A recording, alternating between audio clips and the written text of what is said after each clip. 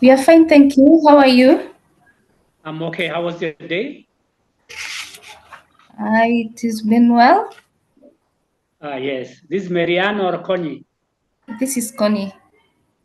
It's a pleasure seeing you again, Connie. It is a Marianne, pleasure. are you? Karibu sana. Marianne, are you there?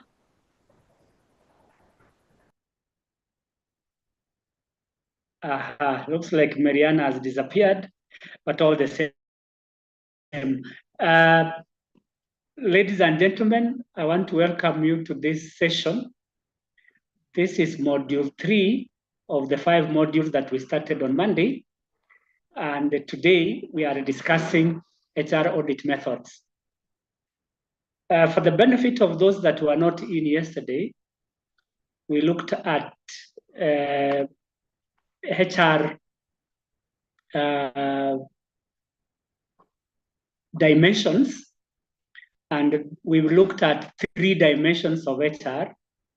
One was HR strategies, and we said how we can audit various strategies in HR. Secondly, we looked at HR competencies. These are the qualities and the qualifications of our HR auditor. And then number 3, we ended with HR organizational culture, because this is what informs behavior in organizations. So today we are going to look at HR audit methods. And in our discussion, we are going to focus on the following. Let me move to the next slide.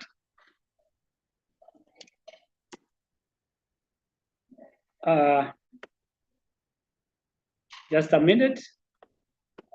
Looks like it got stuck somewhere. Okay, yeah, there it is. So the key areas we are going to discuss in the HR methods are the interviews. Number 2 are questionnaires and surveys. Then number 3 are observations. And at the end of it, we shall look at document analysis. As you may notice, HR audit methods are ways of collecting data.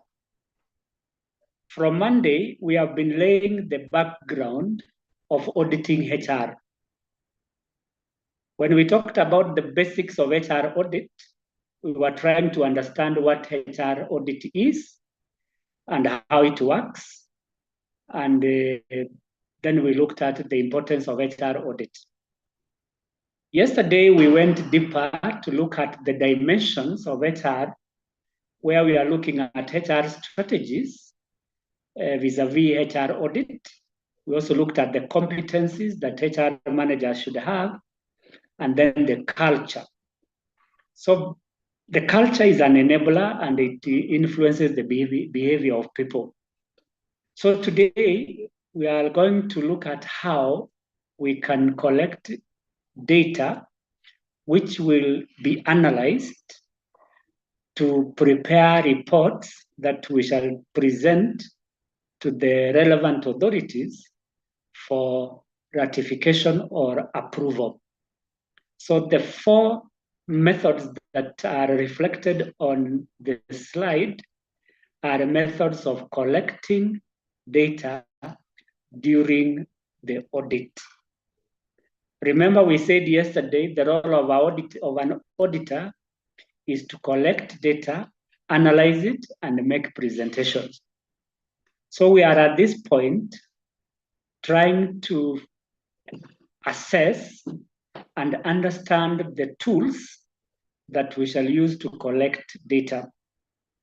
This is on the understanding that data collection is very important, and the quality of data that we collect is going to reflect on the end product, where the end product is the report that we are going to prepare, and this report will contain recommendations. So as much as possible, we want to use the right tools and the right methods which will give us accurate data that we are going to use in our analysis. So having said that, I move on to the first method of collecting data, and that is the interviews. The interviews are conducted to help HR auditors to understand the experiences, perceptions, and attitudes of people. When we talk of experiences, we are referring to what employees feel, what employees see, and what employees understand about the organization, particularly with respect to the HR functions that we are auditing. The experiences will inform the HR auditors on what is going on in the organization. So we might have negative or positive experiences, and that is what we are trying to discover to help us streamline the architecture of the HR function, which we said are 4 key aspects that we are auditing. 1 is the policies, 2 is the systems, 3 is the processes, and 4 is the culture. So the experiences of people with regard to the 4 aspects will tell us whether our function is doing well or average or poorly. The other aspect that we want to understand through interviews is perceptions. Perceptions is the way we interpret or understand the HR functions, the activities, the processes, and the systems. So if people have negative perceptions, then it means that we are not doing well as HR managers. And these are areas that we can identify through interviews so that we can change the perceptions of employees from negative to positive. Then lastly, we want to understand the attitudes of people. The attitudes can relate to any of the 4 aspects, which I will quickly mention. 1, attitudes towards their jobs. 2, attitudes towards their employers. 3, attitudes towards their colleagues. And 4, attitudes towards the organization. And what are these attitudes that we want employees to have? I can mention 3. 1 is commitment. 2 is satisfaction. And 3 is involvement. So these 3 attitudes, which are positive in nature, will help us to understand HR systems, processes, and policies. So the moment people have negative attitudes towards these 4 aspects, then the HR audit will pick that as a red flag and then look for alternative measures to correct that negative attitude. And the interviews are intended to make us understand these 3 key aspects: the experiences, the perceptions, the way we interpret our organizations and our jobs, and 3, the attitudes. There are various types of interviews that we can conduct during the HR audits. The first one that is on our slide is structured interviews. By structured interviews, we mean that the auditors have a set of questions that they want to ask prior to the interview. These predetermined questions are related to the HR functions. For example, you want to find out information about health and safety. So you will divide health and safety into different sections or parts for ease of asking the right questions. For example, in health and safety, you may want to look at policies. So you ask questions around policies. 2, you may want to ask questions about working conditions. 3, you may want to ask conditions about safety aspects. So questions are set in advance, and these are the questions that the HR auditors will be asking the respondents within the organization to answer them. This is one of the best ways of collecting data because it is predetermined questions. This makes it easier for the HR auditors to tick the boxes and get the answers as the respondents answer them. Secondly, we have semi-structured interviews where you have a mix of both structured, which are predetermined questions, and other questions that we can call probing questions. Probing questions. This kind of questionnaire is very important and helpful in many ways. But the most important function of this semi-structured interview is that it helps us to get both quantitative and qualitative answers or responses. By getting both answers, that is quantitative and qualitative, we are able to get or strike a balance between statistics and qualitative responses. It is an important kind of interview which many auditors use because there are certain aspects in HR that cannot be quantified. And some of the aspects that cannot be quantified is like perception or attitude.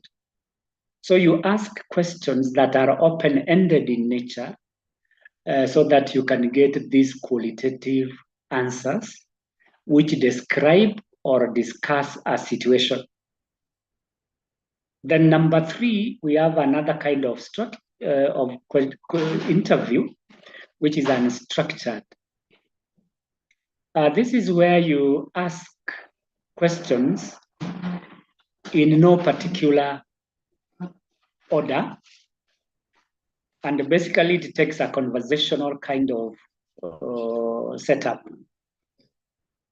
that the auditor is looking at various issues and inviting the respondents to answer or discuss them. So this kind of interview helps the auditors to ask as many questions as they can, and also to ask probationary questions to gather more information. And because this is an open discussion, the scope of answers is likely to be higher than when we are using structured interviews or semi-structured. So we have a choice to make between structured, semi-structured, or unstructured. However, these are not the only types of interviews that we can conduct. There are many others, and these are the others that we can ask or we can use. Panel interviews. These interviews are usually deployed during recruitment and selection. And in this type of interview, you have a number of interviewers who are asking questions to the respondents or potential candidates. It can be a number of interviewers asking one interviewee who is a candidate, or more interviewees, where in this case, the interviewees are being examined for the same job that they are doing, and they are large in number. So having a panel is important in many ways. One, each panelist has expertise in their area of specialization. So we get to ask questions that solicit answers from the interviewees based on the expertise of the interviewers. So as we conduct this audit, whether it is on recruitment, on training, or on performance management, we can use interviews, which we call panel interviews, to gather as much information from the interviewees as possible. The other type of interview is exit interview, where we want to get information from employees, especially those who are resigning or leaving voluntarily. The intention of this interview is to get information about the reasons why they are leaving. However, we cannot restrict ourselves to those who are leaving only, but there are others who may be forced to leave, like being declared redundant or being laid off. We can still conduct exit interviews for this kind of people. So for that reason, we are encouraged to use exit interviews to gather information about the reasons why these people are leaving.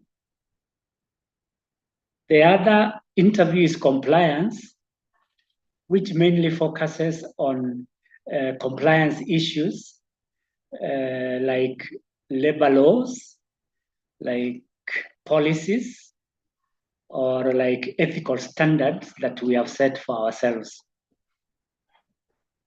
One of the reasons why organizations are taken to court and pay heavy penalties is because of compliance matters. If we fail to comply, for example, with the labor laws, then employees might go to court to seek legal redress. And as we are aware, these days the Employment and Labor Relations Court is fairly friendly to the employees, and the chances of the employers losing is very high. So as HR auditors, we want to conduct interviews which ensure that whatever we do as HR managers is in compliance with the legal provisions or regulations. And then lastly, there are these investigative interviews which are related to offenses that have been conducted, that have been committed by the employees. Offenses such as fraud or misconduct or misappropriation of organizational resources. These interviews are directed at two categories of people. One, the witnesses who may give us information about these offenses. Or two, from the offenders themselves to find out why they did it, how they did it, when, and the the possible disciplinary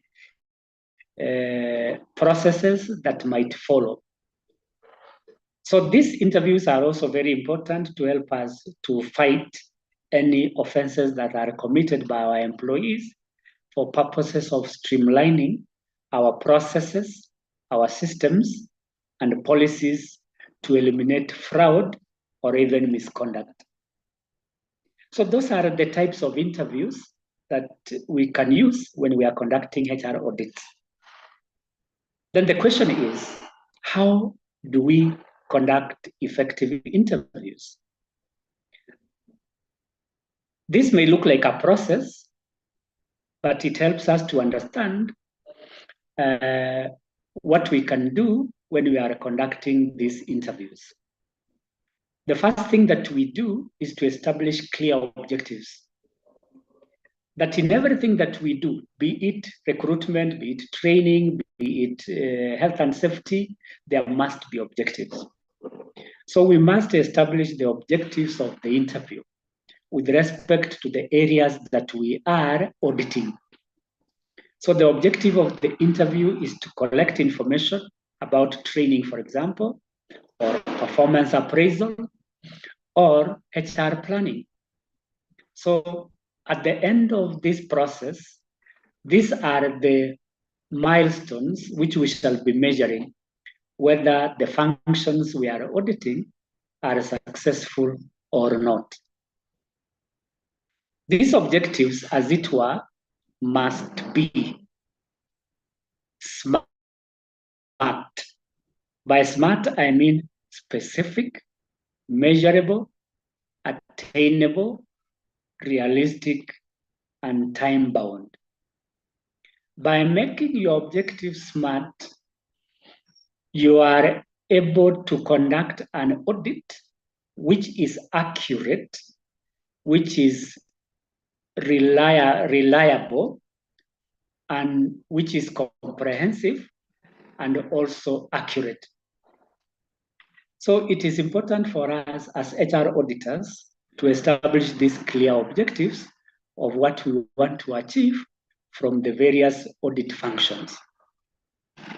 Secondly, we need to develop relevant questions. Depending on the type of interview that you'll be conducting, for example, a structured interview would require that you set closed-ended questions where you have a checklist of questions that you will be asking. However, this does not prevent you from using open-ended questions. Why open-ended?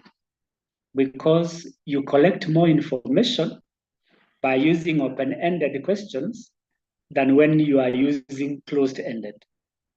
So if you want to get more information about the HR audit, please use more open-ended questions than closed-ended. In any case, an interview is an exchange between two or more people. It is a discussion. So if it's a discussion, then it cannot be closed-ended throughout, where you are asking yes or no questions. It's only fair that you ask questions that will help you to gain or gather as much information as possible. Remember, our topic is about methods of data collection. And in interviews, we are saying, how can we collect as much information as possible? So by using open-ended, we get more information than using closed-ended. Thirdly, you select the right participants. I've highlighted right participants for a specific reason. These are the interviewers. The interviewers are the people who will be asking questions. So the argument that I'm trying to advance is that the interviewers must be qualified in interviewing others. qualified in terms of experience, qualified in terms of verbal communication, and qualified in terms of written skills. If you have wrong participants or interviewers on the panel, then you are not likely to collect the right information. So as much as possible, try to get the right participants who will ask the right questions. Like we mentioned in yesterday's module, you can collect data by having people who are well-trained. And that is where we mentioned the HR competencies. A competent person is one who has the right mix of skills, right mix of experience, or communication. So these are the people that we are referring to, so that we can get the right information from the interviewees. The other aspect in conducting effective interviews is confidentiality. As HR managers, we deal a lot with confidential information. Information that relates to personal data about employees. Such personal information might include the salaries that people are getting, or the health status of an employee, or the trademarks of an organization, or the strategies. So as we interview people, we should be careful to ensure that the interview is conducted in an environment that promotes confidentiality. That means that the interview should be conducted in a quiet and secluded room or office away from other people who can listen into the conversation. If people listen to confidential information, then we run the risk of people spreading rumors, and then we don't achieve the intended objective of this HR audit. And then the other way of ensuring effective interviews is use active listening. What is active listening? One is obtaining or gathering the information that the interviewee is giving. You gather as much as possible. Two, you ask questions where you do not understand what they have said for purposes of clarity. Three, you can also encourage people by encourage interviewees by using body language such as nodding to show that you are listening. And if you have to take notes, you can take notes during the interviews, which can make your reference points when you write your report.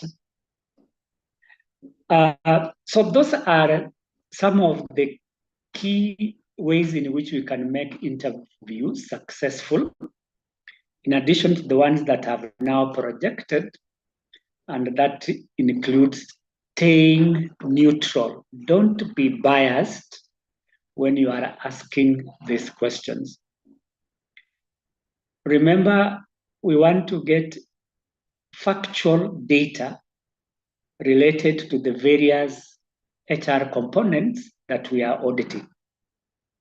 So if we are to get facts, we must ensure that our personal interests and biases do not creep into our conversation during the interviews.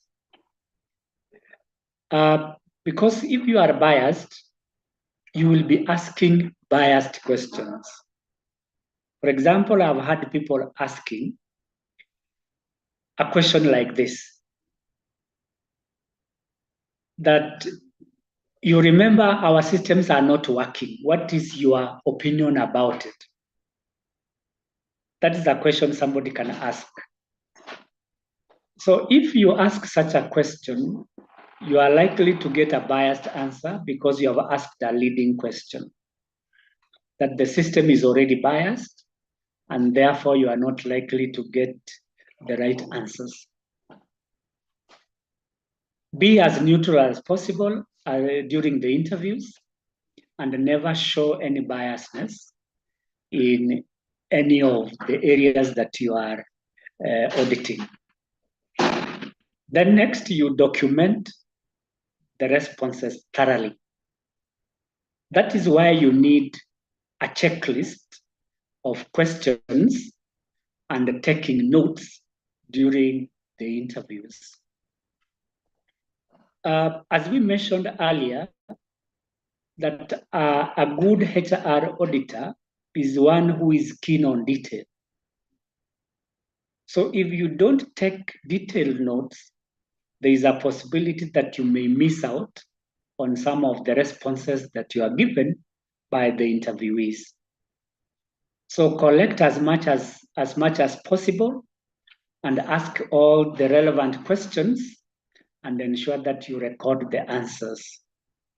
If need be, you can use a recorder because you are not able to take notes as fast as the respondents are responding, but be sure to inform the interviewee that they are being recorded and that the records will only be used for the audit purpose only.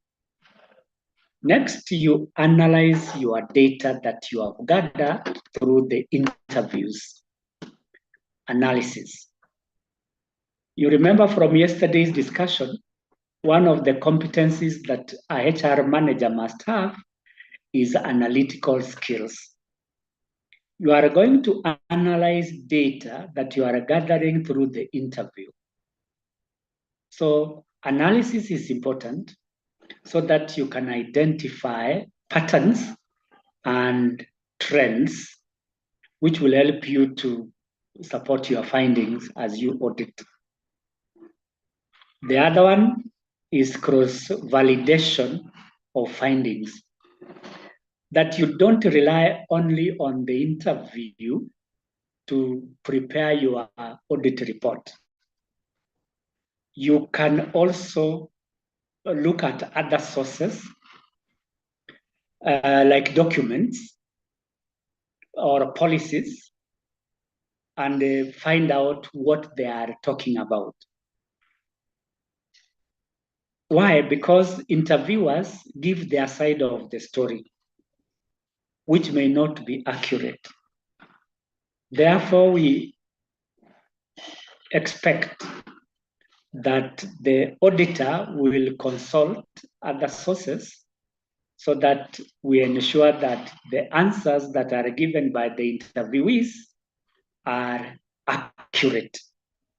So validation is to ensure that the accuracy of the information you are getting is ensured. And then lastly, as professionals, we need to adhere or follow certain ethical standards. For example, professionalism, confidentiality, honesty, and integrity. If we do not maintain confidentiality, for example, and the information is leaked out there, be sure that in the next audit, you will not get information. So whatever information you obtain in confidence should remain confidential unless it is bordering on a crime, which requires that you report to the relevant authorities. A crime like fraud, you can report, there's nothing confidential about it. A crime like threats to kill can be reported. But if it's basic information related to HR functions, they are confidential information that you can obtain, and it's expected that you keep this standard. So these are some of the ways in which you can keep your interview successful. If I may take you back, how do we conduct effective interviews? Those are the ways that we can do it.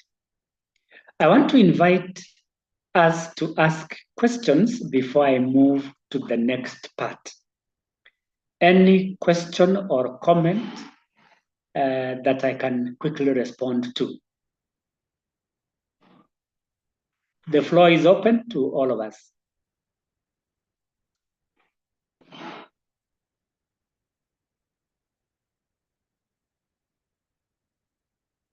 Connie, if you have any question, you can ask, please. Thank you. So far, I do not have any.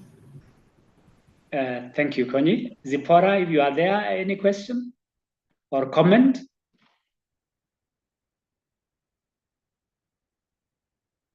I'm appreciating the discussion, Mr.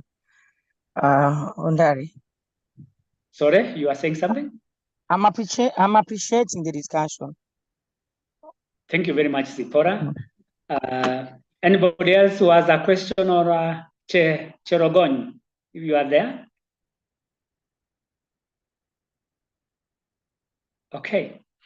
With your permission, I can now move to the next part, that is the second agenda under the methods of HR audit, and that is the use of questionnaires.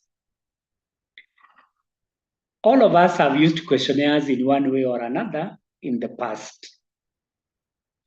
And the questionnaires are one of the best tools that are used to collect data in any field, whether it is the hard sciences or the social sciences like ours in HR.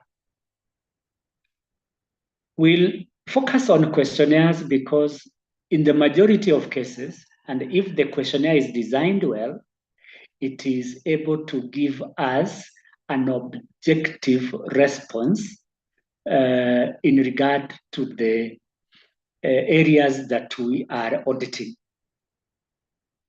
And therefore, we are saying that questionnaires help us to gather quantitative and qualitative data, which will help us to audit the HR functions with respect to the processes, practices, systems, and procedures. Quantitative data can relate to either percentages, frequencies, or ratios. Those of us who have been mathematicians, you can go a step further and talk about measures of central tendency, which is quantitative, or measures of variance, or correlation. These are all quantitative measures. I want to believe that some of us have already done HR analytics, where you dealt with quantitatives when it comes to HR function or metrics. But for the purposes of HR audit, we are not going to go into those details where we are providing hard mathematical formulas to determine certain functions or a relationship. But we will highlight some of the quantitative measures that we use, especially when it comes to factors or functions like compensation. In compensation, we talk about cost. Cost is a quantitative measure. So you can talk about average cost of compensation, which is a measure of central tendency. And then we can look at qualitative data, which is basically textual. How are we going to achieve qualitative data in questionnaires? It is by asking open-ended questions where the respondents are explaining, discussing, or describing a situation. So from this textual data, we are able to get information about the processes, systems, and the policies that relate to our function. Moving forward, when we are designing questionnaires, what is it that we are going to look at? As HR managers and auditors, we will be designing questionnaires to gather information or data during audits. So this is something that we cannot run away from. We will be designing these questionnaires, or if you don't, then you get an expert to design the questionnaires for you, but you know the content of the questionnaire that you are going to develop. So first things first, you define the objectives of the questionnaire, just like in the interviews. And in the questionnaires, those of us who have done research before, there is an introduction to your questionnaire where you are explaining the purpose of that questionnaire and what it will be used for. So by defining clearly those objectives, that the objective of this questionnaire is to collect data about this and this, and you tell the respondents they have been selected to participate in this questionnaire and that they are free to voluntarily walk out of or not participate in the filling of the questionnaires at their own time. And that is why when we are designing our questionnaires, we must have the audience or the participants in mind. Who are these participants who are going to give us the right data? Because there are some who may not have the information you are looking for, and therefore it will be a waste of time to interview them. So therefore you need to set the objectives of your questionnaire, which must be clear to articulate the purpose and the end result of these questionnaires. Secondly, you select the type of questions that you are going to ask. As already mentioned, closed-ended questions will give us quantitative data. And I've given examples there where you are using Likert scale questions, especially when you are measuring certain non-quantifiable aspects. We usually use a Likert scale, where you rate the responses from 1 to 5, where 1 may mean strongly disagree, 2, disagree, 3, neutral, 4, agree, and 5, strongly agree. Those are the ratings that usually appear in a Likert scale. So the choice is yours to use a Likert scale to quantify non-quantifiable data. For example, you want to ask whether the policy that you are using in recruitment and selection is adequate. Excuse me? Yes, Connie? Sorry to interrupt you. It seems we lost you at some point. Oh, sorry? Yeah, well, still on the first, on designing the questionnaires. The We first lost you objective, the first point? the first objective of defining the objective. Yes. We lost you there, or is it me alone? Sorry. Sorry for that. How about the rest of the team? Kanene, are you there? I'm there, madam. Very good. Did I lose you anywhere? Not really. Okay. I guess there was a network problem on the part of Connie, but it doesn't break a bond to go back. I said that the first thing that you do in designing this questionnaire is to ensure that you have clearly defined the objectives. And I said that in a questionnaire, you give an introductory statement where you are explaining the purpose and what is to be achieved at the end of this questionnaire. So the purpose is to collect data with respect to the various functions of HR, and that the participants are participating voluntarily, and that they fill this questionnaire as accurately as possible so that you can get accurate or valid data. That should come out clearly at the top of your questionnaire so that the respondents know what is expected of them and what objectives are going to be achieved. Secondly, I said that you must select your questions carefully. And there are two types of questions that you are going to ask, one of which is closed-ended questions. And I've given examples of closed-ended questions like Likert scales. In the Likert scale, you gave a rating of 1 to 5, where 1 could be very low and 5 is very high. For example, you want to ask your employees their opinion about an existing policy, whether it is working or not. So you can ask a question like this. Our organization has developed a clear and comprehensive policy on recruitment and selection. So that's a statement you have given. You want these respondents to use a Likert scale either to agree or disagree. So number 1 is strongly disagree. Number 5 is strongly agree. So you will get responses to this question, and at the end of it, you'll analyze the responses. And if you find that majority of respondents say that they disagree, then that means that there is a problem with the policy on recruitment.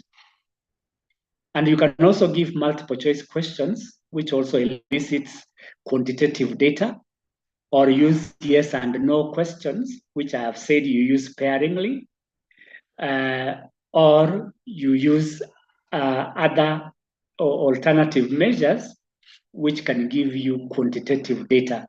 And that can be like, ask them to give you a number that they think is appropriate with respect to the numbers of people. For example, when you want to do a head count in human resource planning, you can ask the supervisors, how many people do you have in your department or in your unit?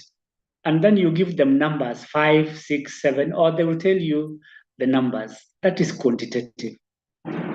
And then secondly, you ask open-ended questions, which require the respondents to give a description, an explanation, or a discussion. And as I said in the interviews, it is good for us to use as many open-ended questions as possible, because through this open-ended kind of conversation, we gain or gather more information, which is detailed. And then another key aspect in designing the survey or questionnaires is to keep them brief. Don't make the questions too wordy. If they are too wordy, it means that they may misinterpret the questions or may forget to answer a part of the questions. And that will give you incomplete answers at the end of this audit process. So don't ask questions that are too long or are not specific enough for people to give you the right answers. So conciseness is a strategy of designing questionnaires. Be brief and to the point. Brief and to the point. Very important. And if I may add, a long questionnaire is likely to discourage people from filling it. Remember, we are dealing with employees who have targets to achieve, and they may not have adequate time to fill a very lengthy questionnaire. So it is encouraged that when we are doing this audit, please make it as specific as possible so that people answer questions that they clearly understand. Then the fourth point in designing the questionnaires is clarity. Clarity has to do with understanding of the question. We may misunderstand questions because of the way the question is structured. How can a questionnaire be structured in a way that it compromises clarity? One, using big words, which I've called jargon. People will strain or take time to understand a question because you have used a complex word which they don't understand. So to overcome this question of jargon, you should at all times use simple language, a language that all the people in the category you are interviewing can understand. Two, another source of lack of clarity is the sentence structure. If the sentence is not clear, then the possibility of misinterpretation arises. And when a question is misinterpreted, we get wrong answers and we end up with wrong reports at the end of this audit process. So the clarity of our questions requires that we avoid jargon and we use plain English that people can understand, and also ensure that the sentence structure is semantically correct. Semantics. So when you talk of semantics, it's about meaning. So if people do not understand the meaning of a question, then two things are likely to happen. One, they skip the question, or two, they answer the question in the way they understood it, which may not be correct. So clarity is important. The next aspect in designing questionnaire is pilot testing. As a good researcher, because audit is basically about research, collecting data, you must ensure that the questionnaire provides valid and consistent data. These are two things that we want to test when we are doing piloting of our questionnaires. I repeat, we pilot two things, or we test two things. One, validity, and two, reliability. By validity, I mean the accuracy of the answers. And by reliability, I mean consistency of the answers. So when you pilot test the questionnaire, you will analyze the responses and see whether they are accurate and that they are consistent. To ensure consistency, you can do several pilot tests, which in research they call test-retest method. So you conduct one pilot test, a second pilot test, and if possible, a third pilot test, so that you are sure that the final questionnaire is good enough to be taken to the field to collect data. Otherwise, if you don't pilot test, just in changing of machines or a system, you will end up with a failure.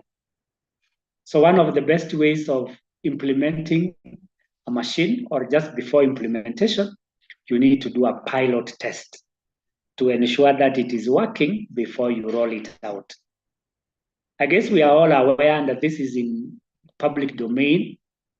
The system of SHA did not work when it was being pilot tested, which was a good move because the system operators or admin of the system established that this system is not working.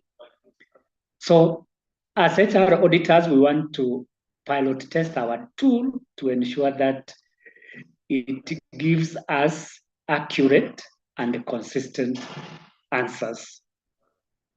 Next is observation. But before I go to the observations, which is our third method of data collection, I want us to ask questions, if any, so that we don't come back to questionnaire designs later. So again, the floor is open.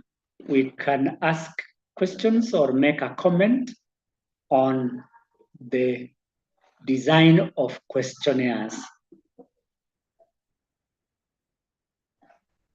Any comment or question?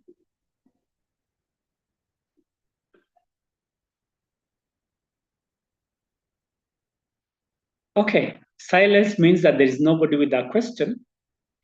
And therefore, I move on the assumption that we have understood the importance of a survey or a questionnaire and how you are going to design it.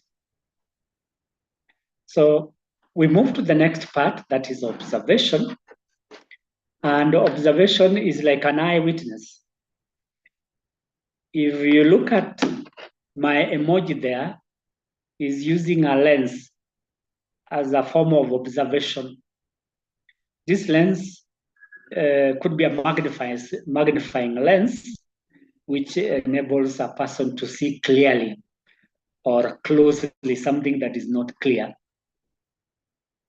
In observations, we may be using our naked eyes or maybe using cameras, or we may be using videos. So I want to make it clear from the beginning that observation is not necessarily using our naked eyes as humans. We can take photos, is a form of observation. We can take videos so that it becomes part of our evidence when we are auditing various aspects related to HR. And we shall be talking about areas that we can make observations where an interview may not suffice or may not be a good tool to use. For example, in health and safety, and you want to determine whether there are ramps in an organization used by people with disabilities. Yes, you can interview people, they will tell you yes or no, but an observation can tell you that there is one or there is none. So this is actual observations or collection of data as it is in the field, first-hand information, observation. And therefore, I've said that observation is basically witnessing firsthand the behaviors of people, processes, and practices. I want us to focus a bit on behaviors, which is one of the qualitative aspects that we may be auditing. Suppose we want to audit the culture of an organization. And there are various aspects of culture that we could be auditing. One of which is professionalism. When it comes to observations, we can observe the behavior of employees to determine whether they are behaving professionally. So these behaviors are things that we cannot easily describe, or we can easily interview people about, or ask questionnaires to get the behavior of people. This can only be established through observation. There are other aspects of HR where we can observe behaviors. Behaviors such as responses to customer queries. There are people who can answer their phones rudely. A questionnaire cannot establish rudeness, but an observation can capture the rudeness by recording in a video, for example, which is a form of observation. In terms of processes, most of the HR functions are process-based. And that's why we need to trust the process. For example, HR planning is a process. Recruitment and selection is a process. Performance management is a process. Discipline is a process. Job evaluation is a process. These processes can be audited. And there are various ways of auditing this, one of which is to look at how this is conducted, especially recruitment. So you can establish a process of recruitment through observation. This observation can be in the form of a flowchart of how you conduct your interviews, or how you shortlist, or how you advertise your vacancies. So it is important for us as auditors to ensure that we use observations in a way that gives us accurate information about the processes that we engage in. And lastly, we look at the practices. As we said from the earlier modules, these practices relate to the norms. These norms determine the way we do things. And there are very many practices, like I mentioned in yesterday's model, which is like conducting a training needs analysis. It's a good practice. And if your organization has not been doing this, you can observe such a practice in any other organization through benchmarking. Two, I've also said that observations help to verify the actual practices and the processes and how they are aligned to the various documents that we keep in our organization. So what is it about observation that we need to take into consideration? This is about requirements for conducting effective observation. I know from experience this is not easy, but it is done and can be done. Just like the previous methods that we have mentioned, the two methods we have mentioned are interviews and questionnaires. And here we are talking about observations. The first thing you do is to ensure there are clear objectives of what you are observing. So in your observation checklist, you have at the back of your mind the objectives. Why are you conducting these observations? And then you define the scope of your observation. What are the key areas? By scope, we mean the areas that you are going to observe. What are the areas that you will be observing and therefore collecting data from? We mentioned on Monday, for the benefit of those who have joined today or yesterday, that there are various types of HR audit. We said there is compliance audit, there is performance audit, there is a cultural audit, and there is a strategic audit. So it's you now to look at all these types of audit and say, which one am I going to focus on? For HR audit, we are more interested in the functional audit. So the scope of the functional audit during observations will relate to the 6 functions of HR. With your permission, I can repeat these functions. Number 1 is human resource planning. Number 2 is recruitment and selection. Number 3 is training and development. Number 4 is compensation and benefits. Number 5 is health and safety. And lastly, number 6 is employee relations.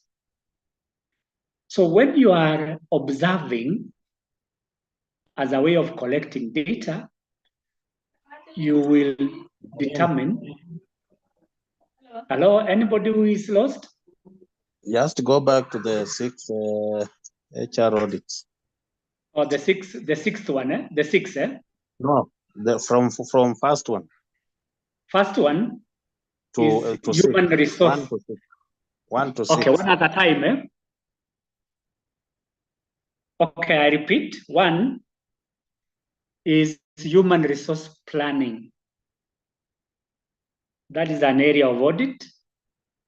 Number 2 is recruitment and selection.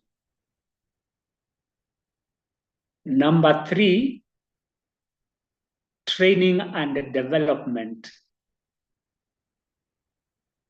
Number 4, compensation and benefits. Number 5, health and safety. And number 6 is employee relations. I guess we now got the 6 functions.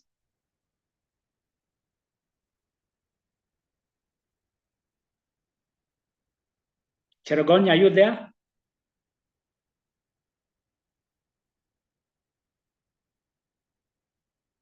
Lulu, how are you? Hi, I'm fine. Yeah. Welcome. I guess Thank you you got so the much. 6. You got the 6 functions of HR. Yes, I have. Yeah. Thanks. Thank you. You're welcome. So the scope of your observation will be based on the 6 functions if you are auditing all of them. And you develop a checklist, which in this case should be detailed enough to address or to audit all the 6 functions. Then secondly, as a requirement, you create a checklist. This checklist relates to the areas that you are auditing. If I may take any of the functions at random, such as health and safety. One of the items in the checklist is health and safety policy. So you will be observing whether there exists a policy on health and safety. Secondly, in health and safety, you could be looking at safety initiatives in the organization, like training of employees about safety, signage, which tell people which direction and which type of floor they are stepping on, or the other functions which are related to health and safety, like handling of machines. What are the people going to do when they are handling these machines? So you create this checklist with a view to observing what is happening in health and safety. There are many things that we observe. For example, the natural lighting can be observed. We can also observe PPEs. Are they being used? Are they adequate? Are they used for the desired purpose? Or are there gaps in these PPEs? Or we could look at ventilation. Is there enough ventilation in the offices where people are working? Or those of us who are working in factories, is there enough ventilation in the factory? You could also be observing other things related to health and safety, like exits in case of an emergency, or staircases. Are they free from any obstructions which can make it dangerous for people to leave the building? Or the fire extinguishers. What type of extinguishers are there? Have they been inspected? And whether they are working or not. So this is a checklist that you can have in relation to health and safety.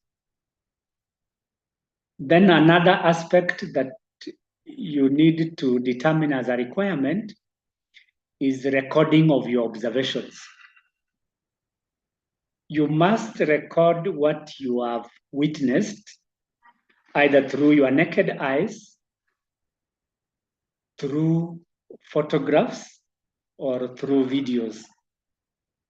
Documenting is very important because you cannot just observe and write a report which is accurate, and that requires that you have to remember every detail, which is not possible. As human beings, we cannot remember every detail. So as a requirement in HR audit, you record or document your observations. And this will help you to interpret the data and also report your findings. Without this record, you have nothing to refer to. If you rely on memory, there are many things that you will have forgotten. Remember, we are auditing the 6 functions of HR, and it is practically impossible to remember everything that you have observed. So taking a record of what has been observed is important to aid you in interpreting the data and analyzing it. The next one is comparing what you have observed with documented resources. For example, policies.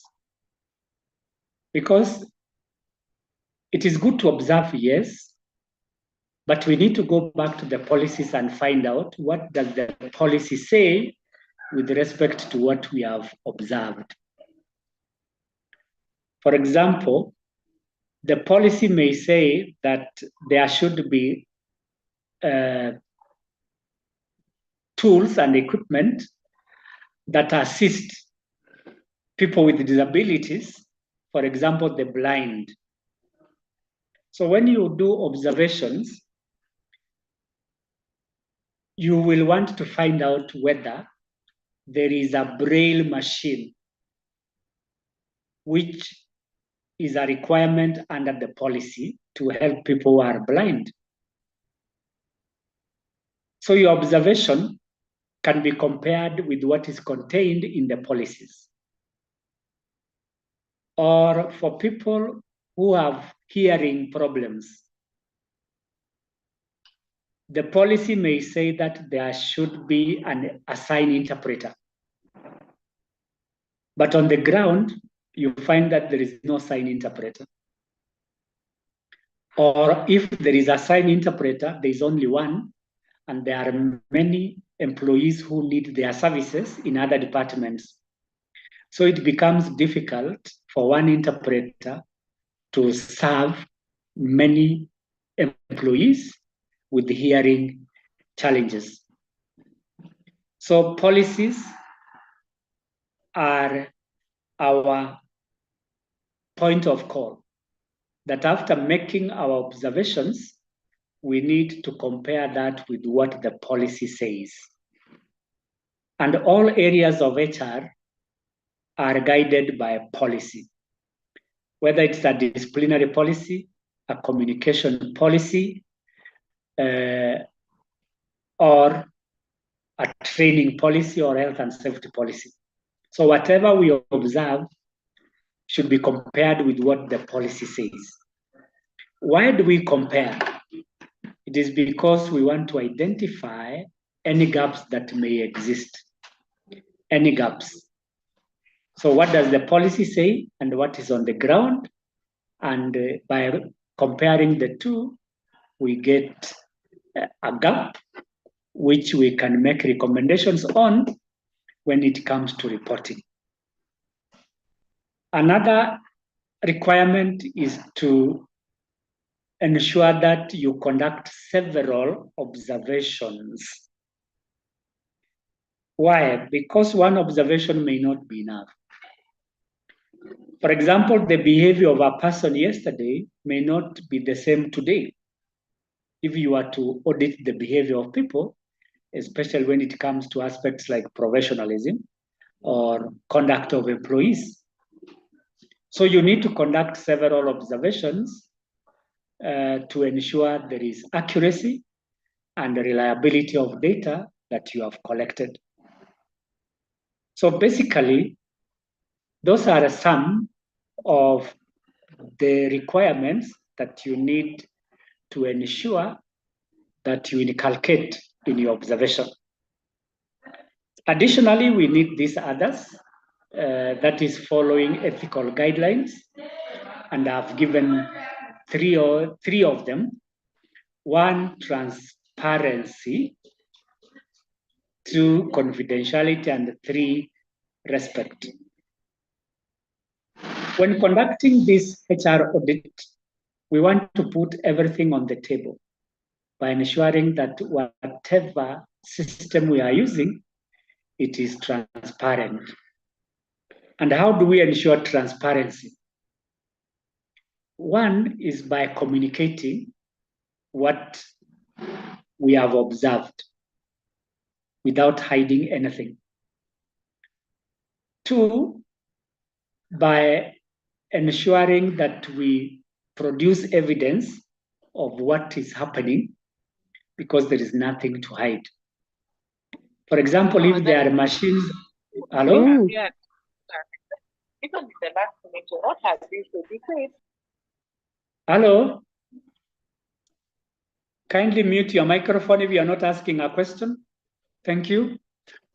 So we must ensure that we follow ethical guidelines with respect to transparency, because people cannot trust the process if there are other things that are hidden that they do not understand. Two, for confidentiality, we don't divulge information which third parties are not required to have. And lastly, we respect the privacy of people, because exposure of their privacy means that they get disgruntled, and this can end up as a grievance or even as a court case, because the privacy of employees is very important. For example, if you conduct an audit and you find that there are cameras in the washrooms, that is an infringement of the privacy of the employees. So if you want to conduct an audit about the use of toilets, please don't use cameras in the toilets, much as you want to do the observations. And don't infringe on people's privacy, that whatever they do in the washrooms or other private areas, that's not our business. What we want to observe is what is done in the open offices, and that is where the issues are. But if you want to find out whether the toilets are working or there are male and female toilets which are separate, you can walk in there and establish. Because there are reasons why the Employment Act says that the washrooms for men and women must be separate. But the dilemma could be, now that we are talking about an emerging issue, that is LGBTQ. So if we were to create or observe whether there are these washrooms for all these people, it means that we are going to provide maybe a third type of washroom for those people who are queer, the Q. That these are people who do not know where they fall, whether they are male or female or both. So that they are free to go to those washrooms, those who are not very sure, either because of a biological accident or because of certain changes that have taken in their body system. So those are the aspects that we need to consider when we are using audit, rather observation, as an audit tool. And again, I want to invite any one of us who has a question or a comment with regard to observations so that we move to the next part. Any comment, question, or even compliment?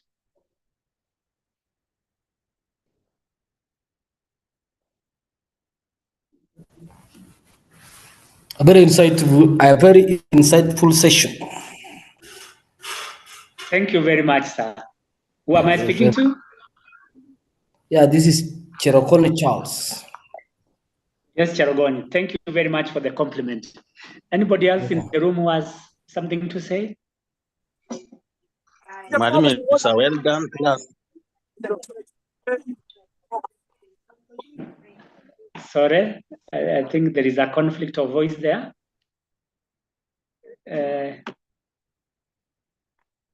Anybody with a hand to raise?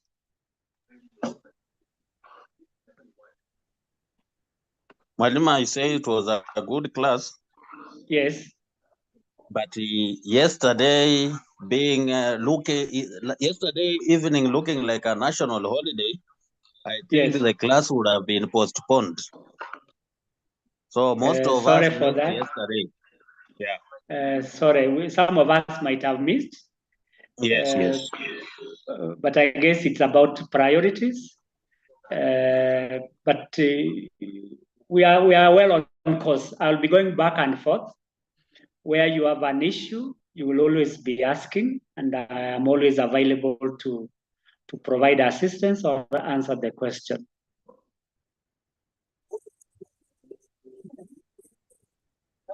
Okay, any other comment or question with regard to observation?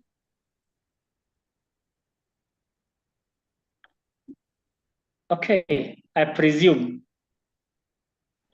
there is nobody else who has a question, but maybe I can check on my charts to see if there is anybody.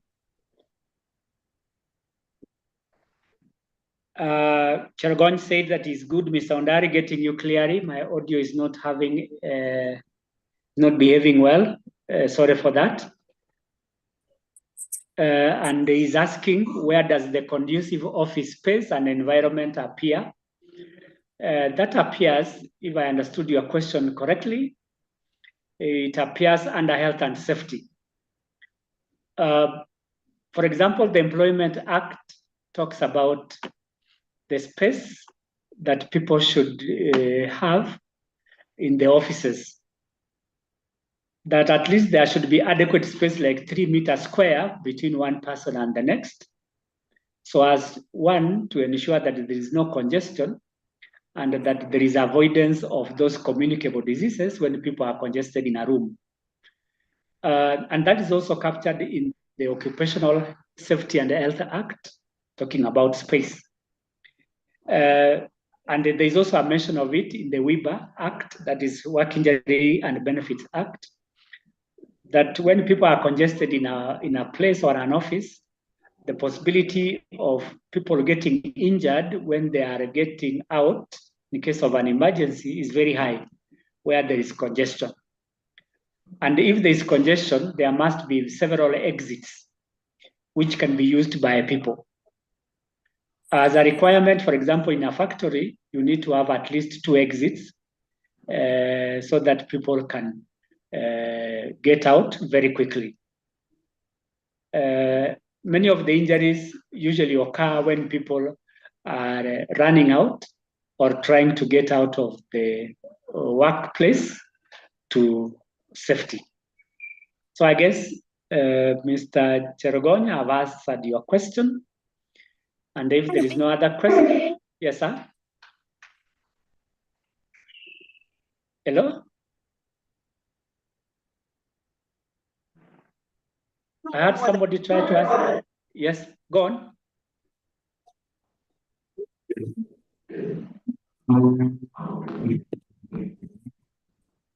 Hello, you are breaking. I can't hear you.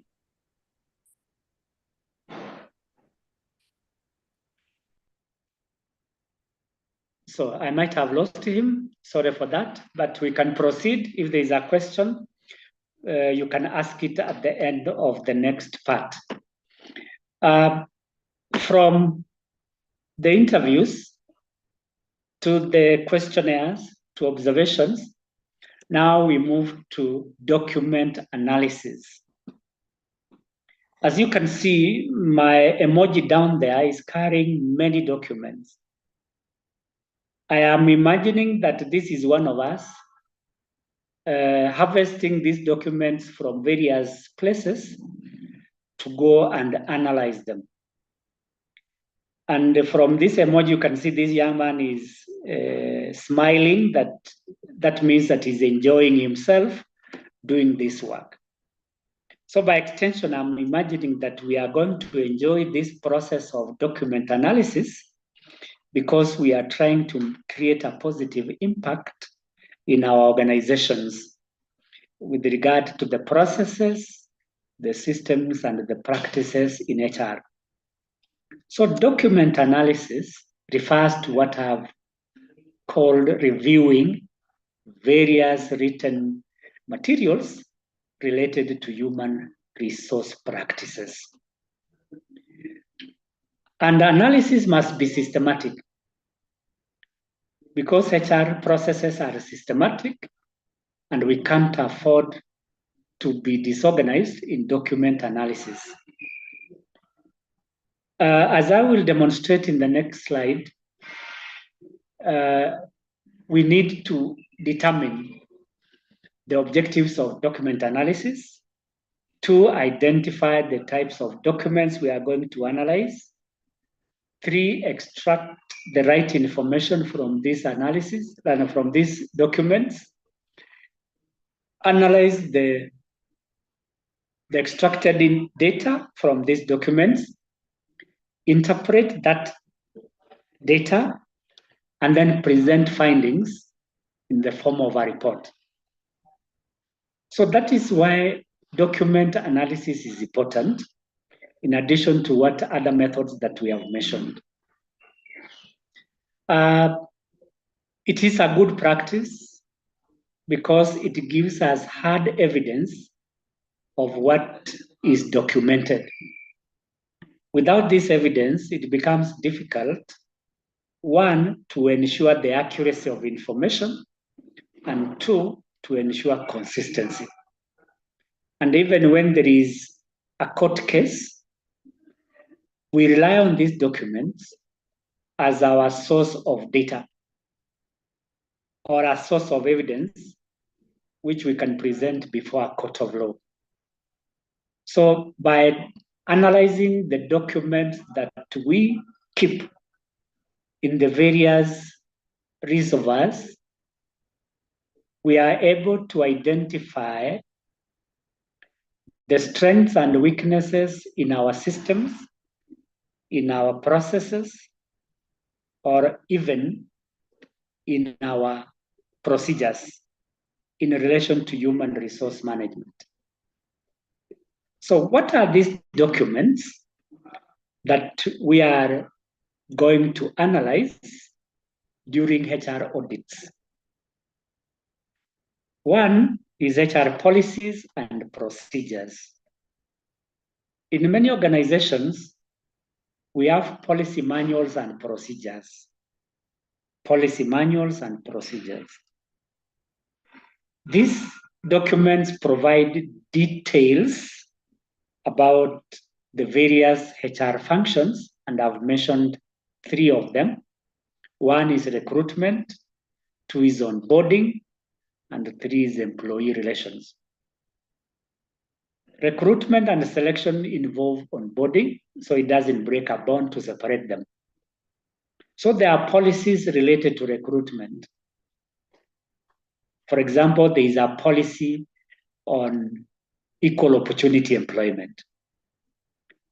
There is a policy on non-discrimination. There is a policy on advertising. That, for example, in the public sector, it is a policy that you advertise in the mainstream media to attract, 1, a large number of people, and 2, to ensure that there is competitive recruitment so that everybody has an opportunity to apply and be employed. In most of the policies that I've interacted with in relation to recruitment, they always start with a clause like this, and I quote, "We are an equal opportunity employer," end of quote. So in recruitment, anybody reading this policy is assured that they are going to get equal opportunities for employment, whether it is external recruitment or internal recruitment. For internal recruitment, we want to hire people for senior positions. So we conduct interviews to promote people to higher positions. So the policy should be clear on promotion, which is part of recruitment. For onboarding, we are talking about introducing employees to the organization and ensuring that they have internalized the organizational culture and they have started performing to the levels that the organization desires. So onboarding starts way before employees report to the organization. And then when they report, they go through induction. Then from induction, orientation, and then it goes on up to 3-4 months, depending on the position that somebody has been hired for. So our policy on onboarding should be clear when it should start and where it ends, the purpose of this onboarding, and the scope or the areas that are covered in onboarding.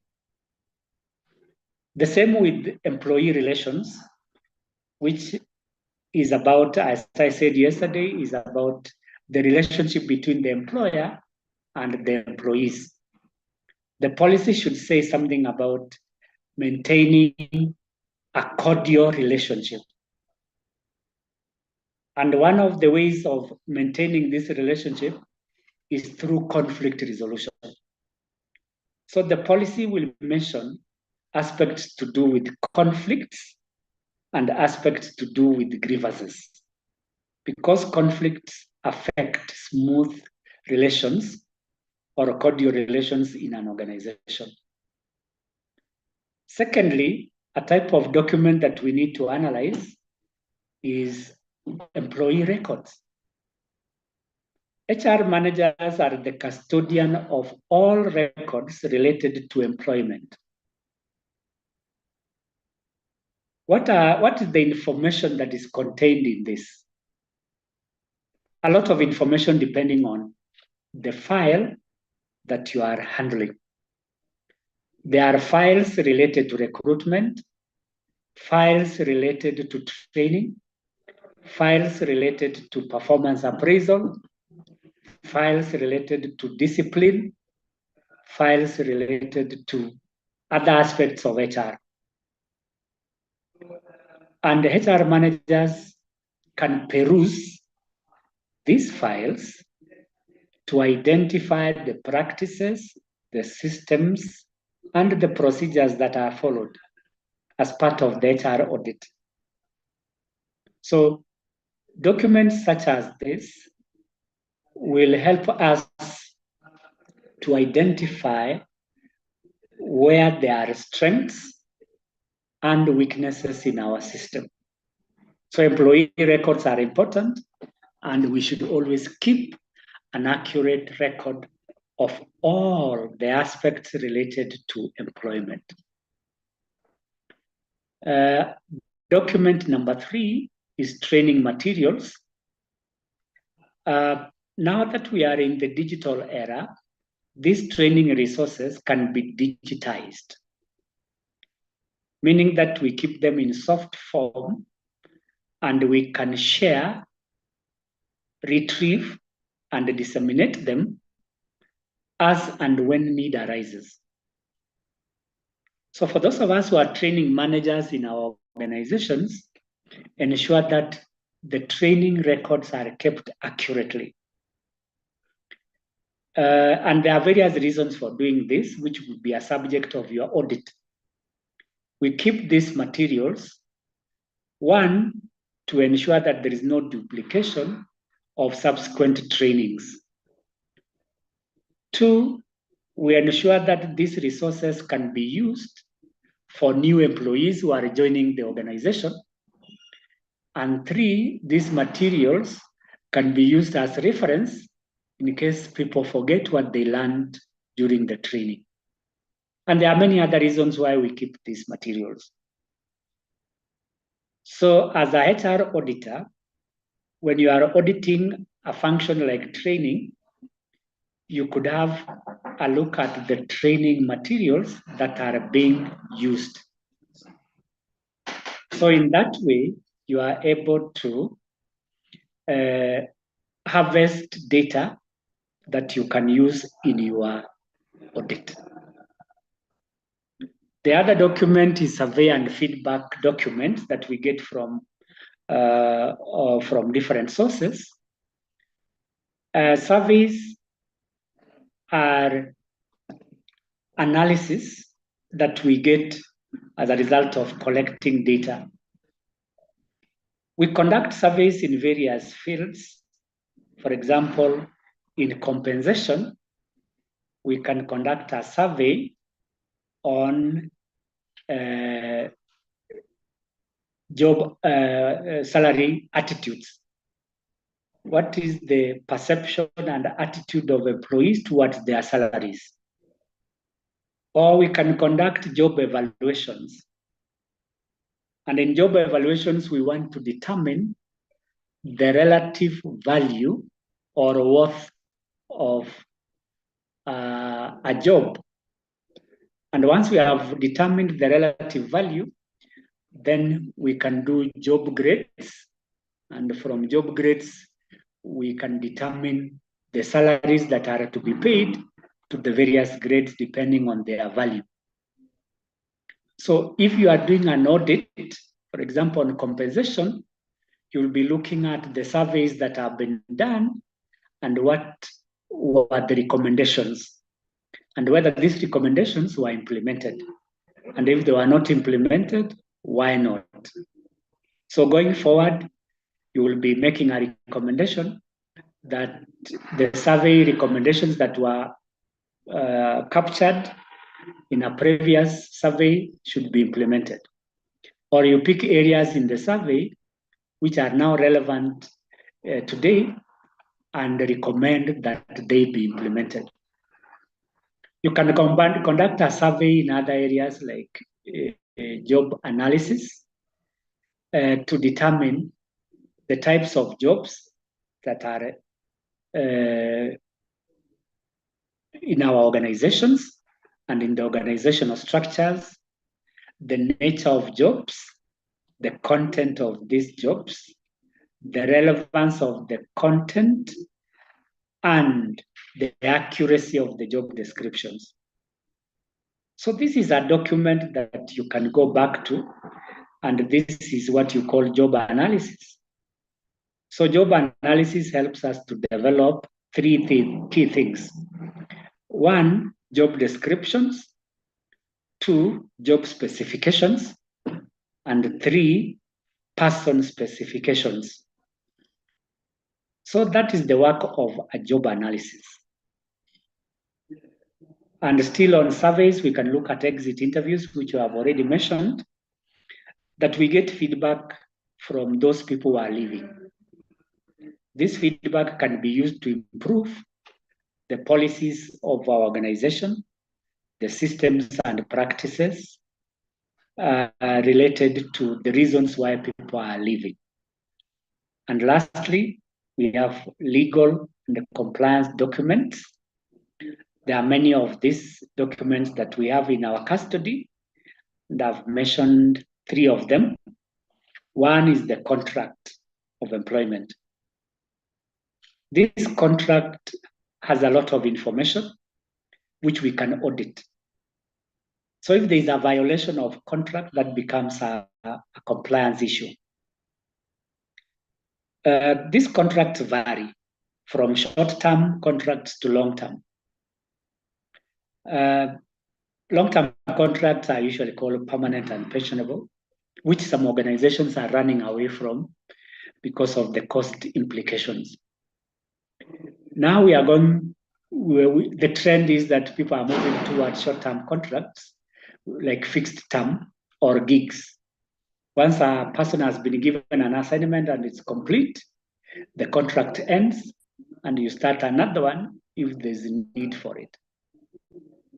But the emphasis we are trying to put here is that contracts are a legal document which both the employer and the employee must comply with. If the contract says that the person leaving an organization should give notice, then that's a legal requirement. Anybody who is in breach of this requirement is guilty of an offense, and somebody can either go to court or face disciplinary issues. Two, there are those agreements that we enter into, either within or outside.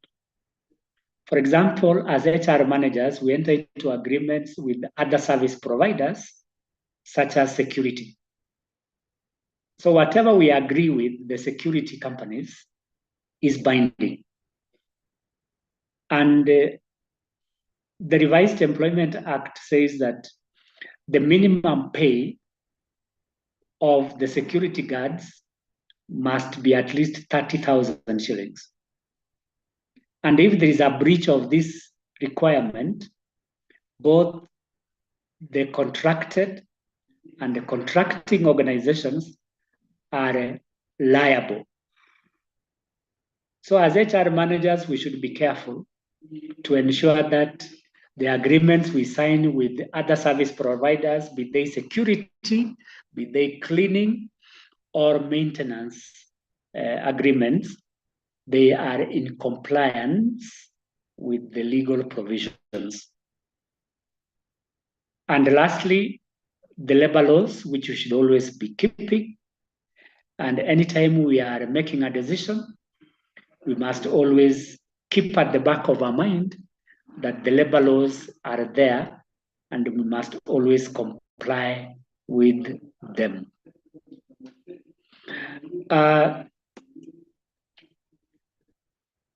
So how do we analyze or ensure that analysis of documents is accurate and that it is reliable? Here are the points. One is to identify relevant documents that we want to analyze. I've already mentioned them, but it doesn't harm anyone if we repeat this for purposes of clarity. One, HR manuals. These are detailed documents that we keep in our offices to provide guidelines on various issues related to managing people in organizations. From these manuals, we can derive policies. These are specific areas that we want to ensure that people are compliant.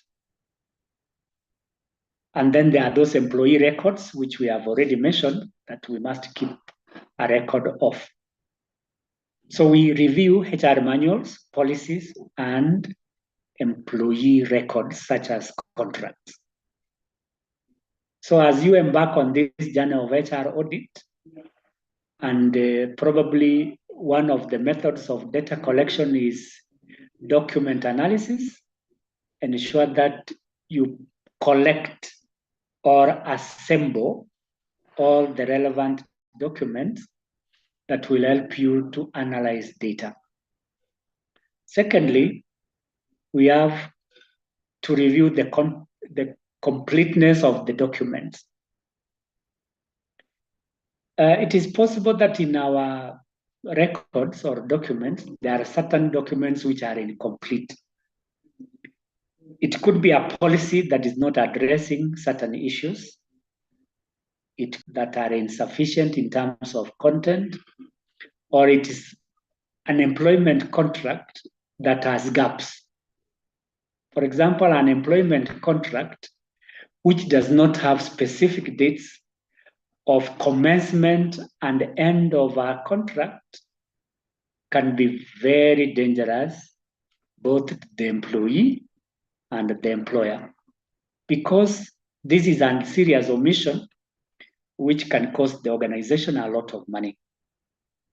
So a contract must be detailed and as complete as possible. The moment there are gaps in these documents, then you are likely to have gaps in your reports. So ensure that the documents that you are gathering for purposes of analysis, they are complete. And if they are not complete, ask the persons responsible to make sure that they are complete. So do not embark on this journey without having complete documents from which you can extract data. Thirdly, compliance. And again, we are singing compliance, compliance, compliance. We have experience when it comes to non-compliance. So do the documents comply with the labor laws? For example, the data we keep about our employees should comply with the Data Act. So if the data is not secured and that the data is extracted from people without their consent, then that becomes a legal issue. So the question you may ask yourself as a HR auditor is that as you audit the document, are there sensitive information or data that can become a compliance issue and against the Data Act? So check for compliance when it comes to these records. And compliance can also be in other areas like training, especially for those of us in the public sector. It's a compliance issue because it is public service policy to ensure that all employees who are employed, especially on permanent and pensionable terms, go for training at least twice a year. And if you cannot take your employees for training twice a year because of budgetary constraints, as a HR manager, you must equip yourself with the relevant documentation to explain to the Auditor General why you did not conduct training as stipulated by the Public Service Act. So compliance is very key. And as you collect this data, please ensure that the requirements, the regulatory requirements are adhered to. Next is consistency. As I said before, in questionnaires, we ensure two things: validity and reliability. Validity is the accuracy of the documents. Reliability is the consistency. So you ask yourself, is there consistency in the documents that you have in your records? Because the moment you have variations in the documents, then that is a red flag that our records are not giving us the right data, and therefore it's time for us to review and audit those documents. So consistency is key, because one record must be consistent throughout. Another example could be employee exits. In the HR records, it should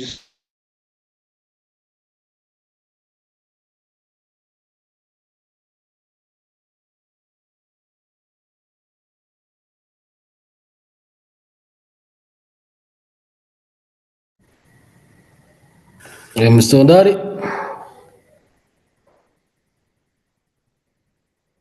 are we losing Mr. Ondari? Or is me losing?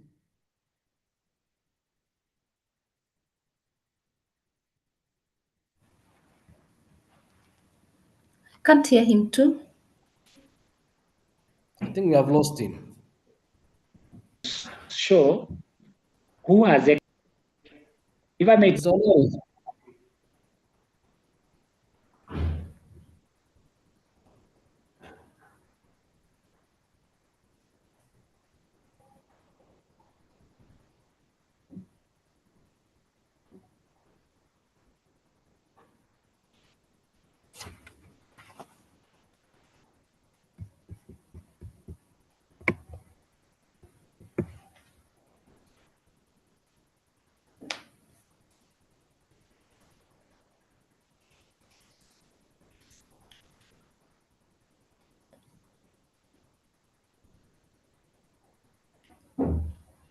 Hello, Koji, can you hear me?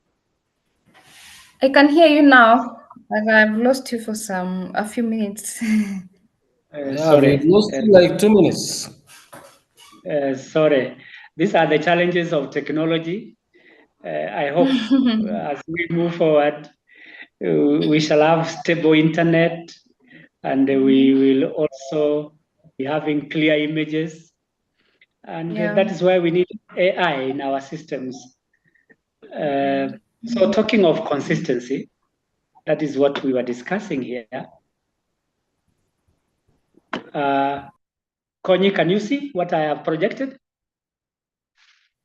Not yet, not yet. Allow me to end the slides and restart. Okay.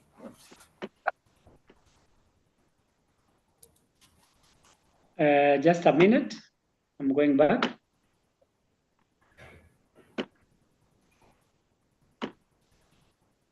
I want to share afresh.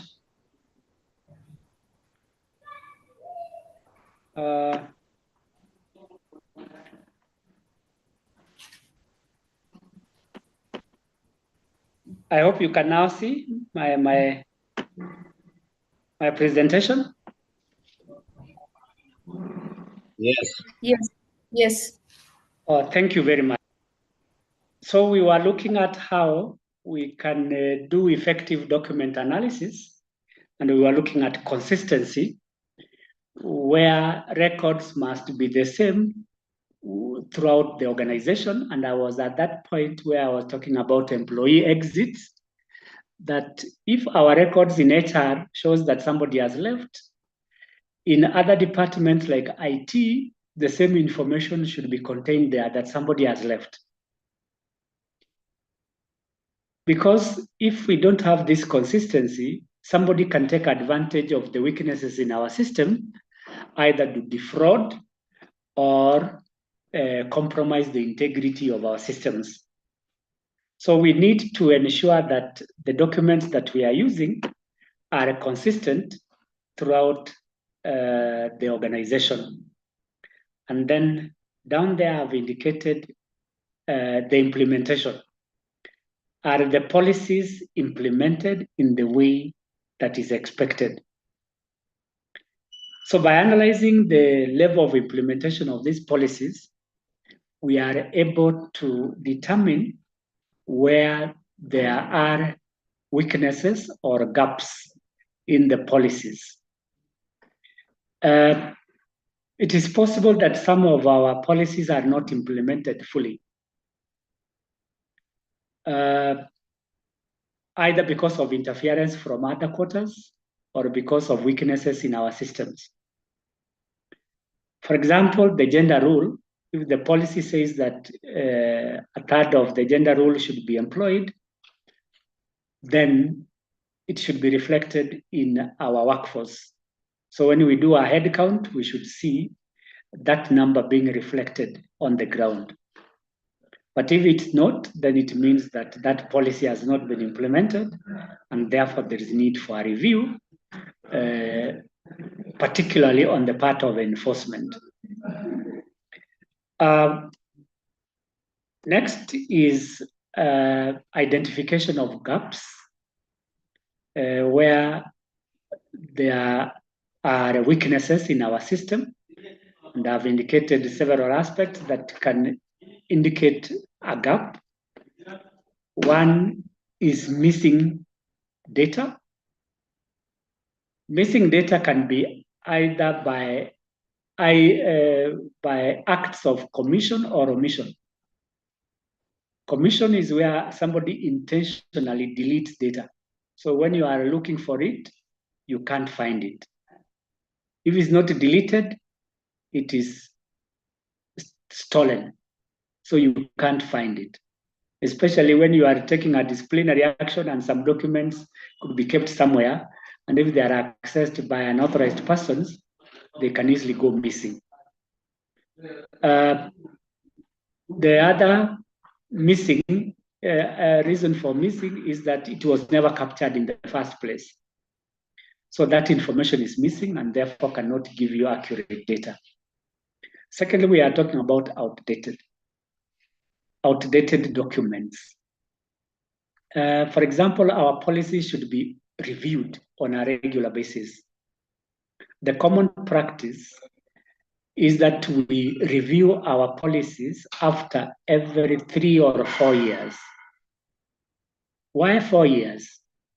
Because we want to allow the organization to implement some of the provisions in the policy, and the implementation can take long.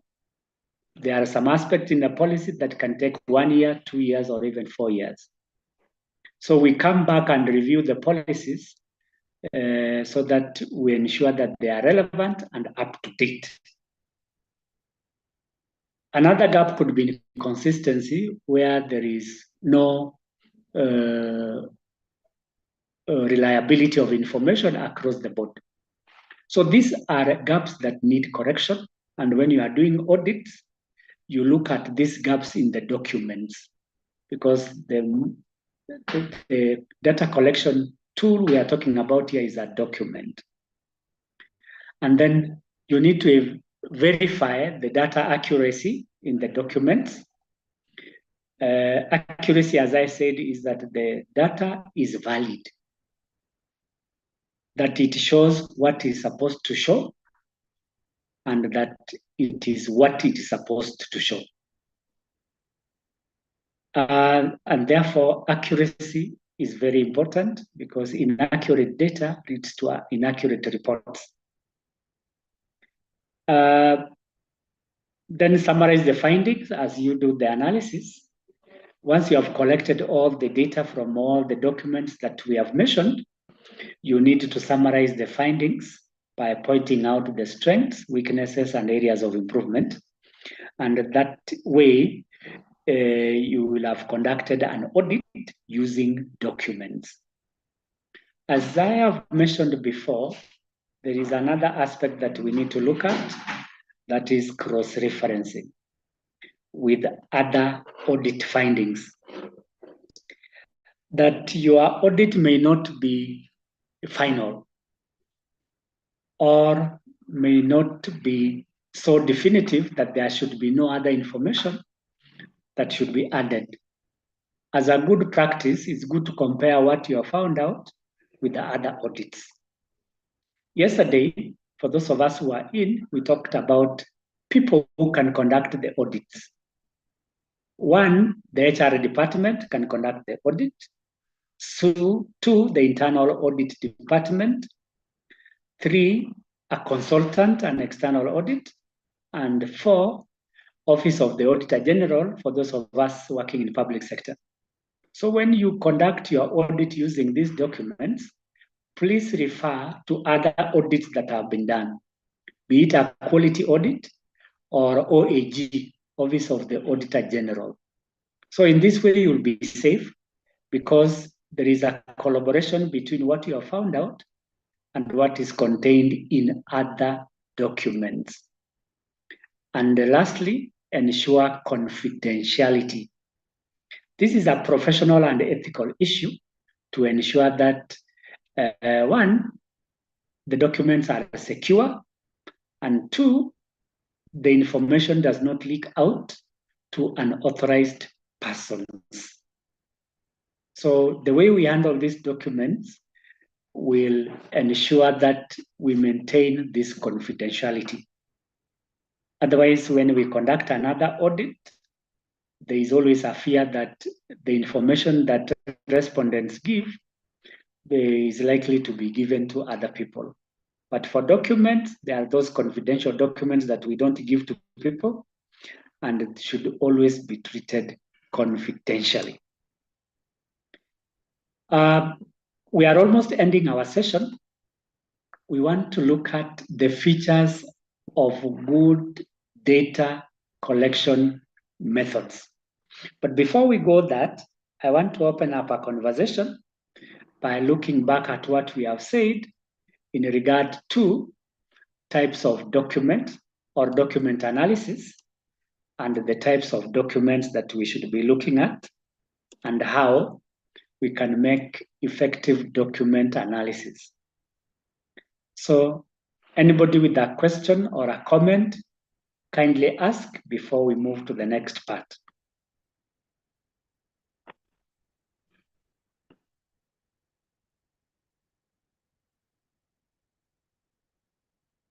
Anybody in the room who can ask a question?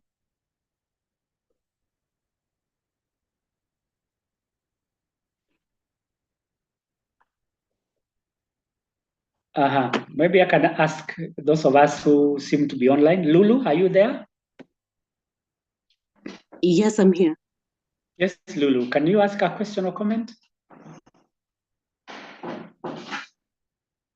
I had posted a question, just I needed some clarity, like how long should you keep employee records after they've left an organization? Okay, those of us who are conversant with the Data Act and the Employment Act, these are compliance issues. They say that you can keep a record up to 7 years. But that does not mean that you destroy that record. You need to archive it after the expiry of the legal time that is stipulated in the Act. You can keep a record for as long as possible. There are enough examples of organizations that have received requests about records which are more than 20 or 30 years old. So some organizations, especially those who keep manual records, may find it difficult to keep a record for that long. But there are cases that we have received in some organizations. An employee who left employment 20 years ago and comes back to ask about their retirement benefits. So as a good practice, and to be on the safe side of the law, please keep a record of all the employment information for as long as you can. And today, because of the digital era, we have no limitation of the time that we can keep this data, especially with the cloud computing. So we keep that data for as long as possible and put it at the back of our records, not the active records, because archives are not active.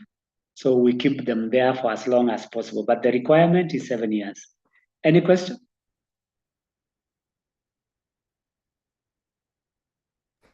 Thank you. Thank you, Mr. Ondari. Yes, sir.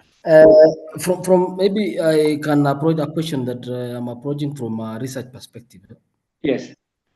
And they usually say when you are doing a research, when you are doing piloting of Yes. your tools, Yes. you pilot in a population that is not supposed to be part of the research target research population.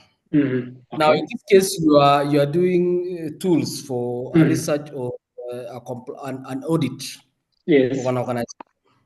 And let's say you are doing it for compliance issues. Yes. And you are bringing in the questionnaire that you are supposed to use prior to actual audit. Yes. Now, how will you handle it when people are exposed to the same questions that you are supposed to come and do in the real assessment? And now that you are doing a compliance issue, someone will go ahead and correct whatever you are seeing in the questions. What do we do? How do you do all that? Thank you, Cherogon. Based on research, and I'm sure some of us or most of us have been exposed to research, and this comes under research methodology, where you are administering an instrument, be it a questionnaire or an interview to the respondents. The practice is this, that the people who have participated in the pilot test cannot be allowed to participate in the final analysis of the questionnaire, which means that those who have already participated in the pilot test will not participate in the actual administration of that questionnaire. And as Cherogonya has put it, they have already got information, or they are privy to information or the content of the questionnaire. So at the end of it, you are likely to have biased responses because somebody has already participated. So the answer is that you don't allow those people who have participated in the pilot to participate in the final study. I believe I've answered your question.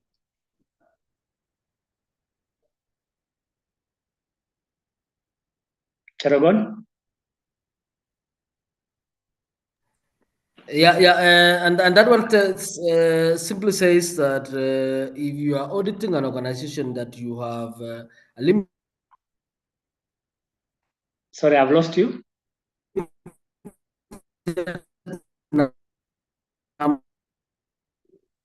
Sorry, your internet is not stable. Can you? Hello? Sorry, I think I've lost Cherogon. Is there anybody who has another question that I can address?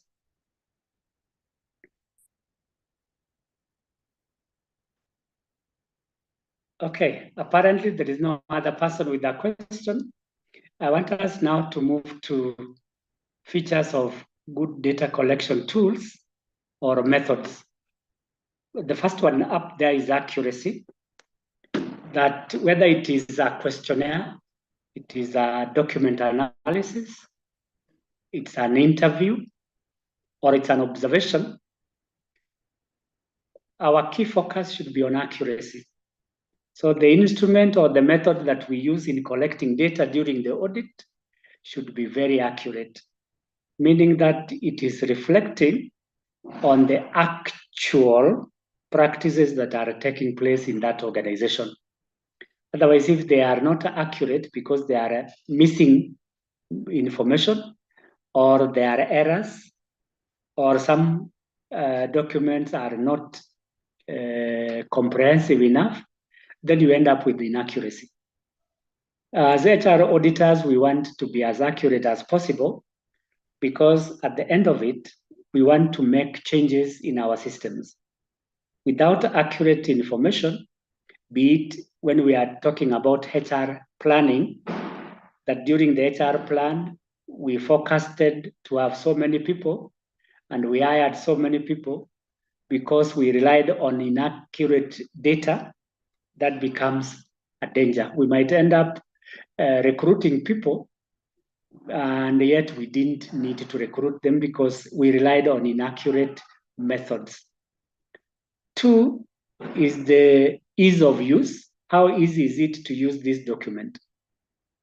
And for that reason, we need to ensure that people can easily understand the document as a logical flow, and people can easily use or input and extract information.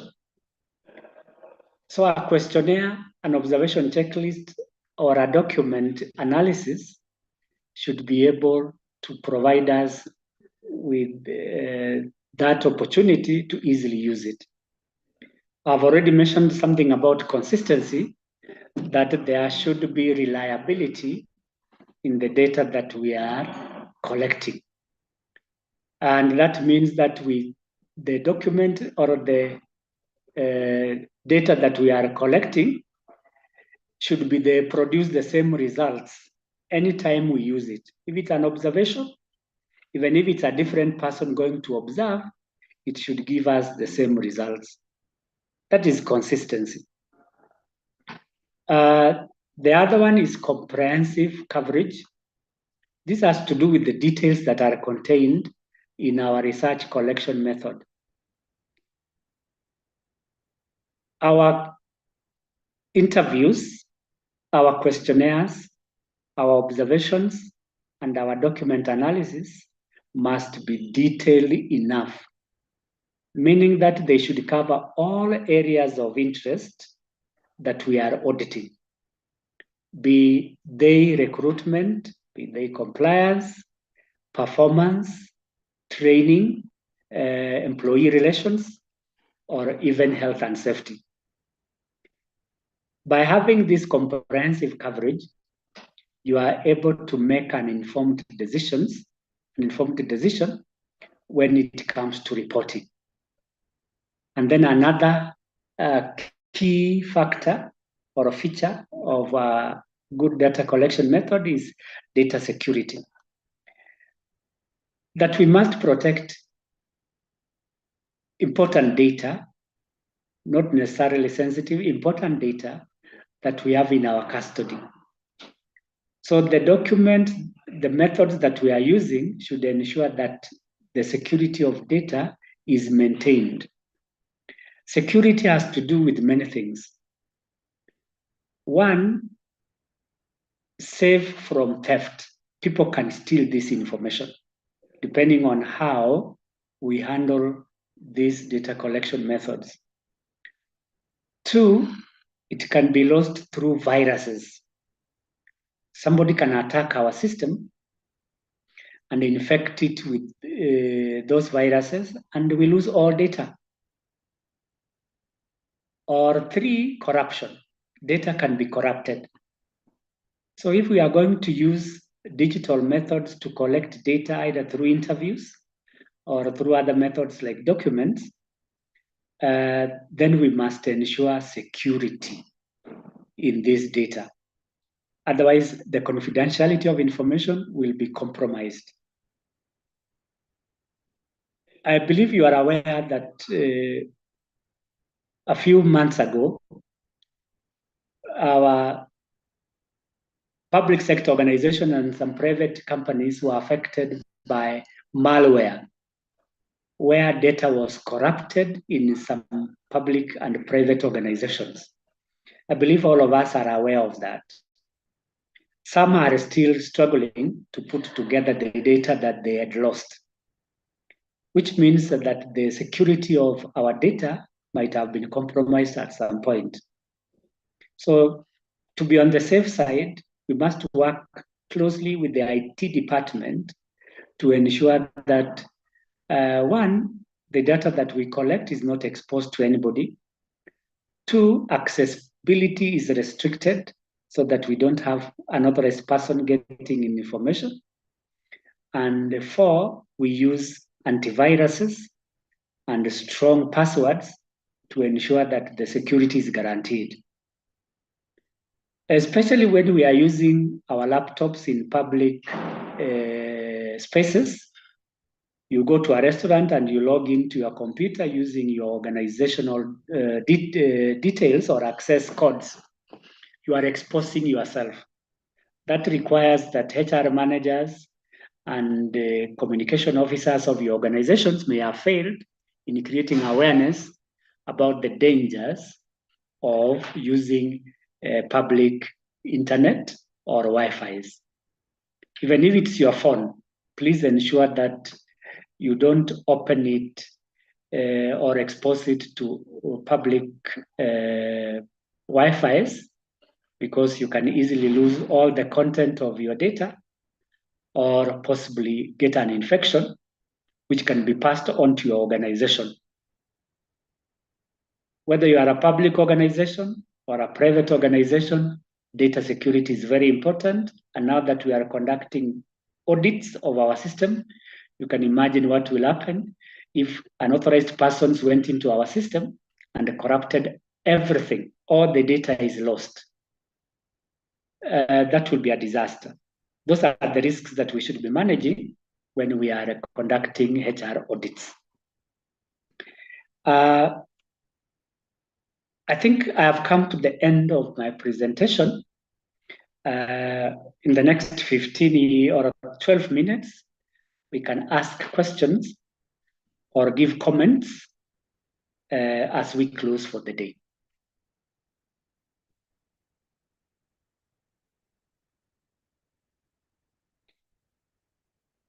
James, are you there?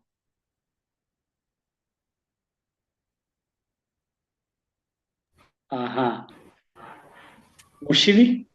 Mr. Ndoli, oh, sorry. Yes, you can ask.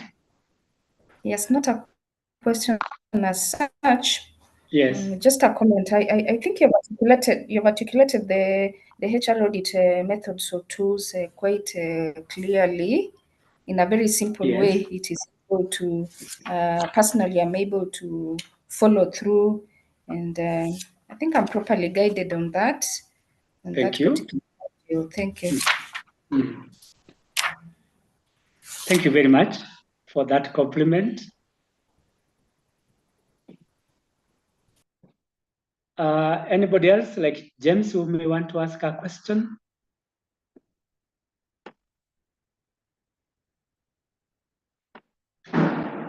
Okay. If there is no other question, I think we can stop there for today. And I want to take this opportunity to thank you all for availing yourself for this training. Thank you for your participation. Through your questions, through your comments, and even your compliments. I am encouraged that tomorrow we shall have another captivating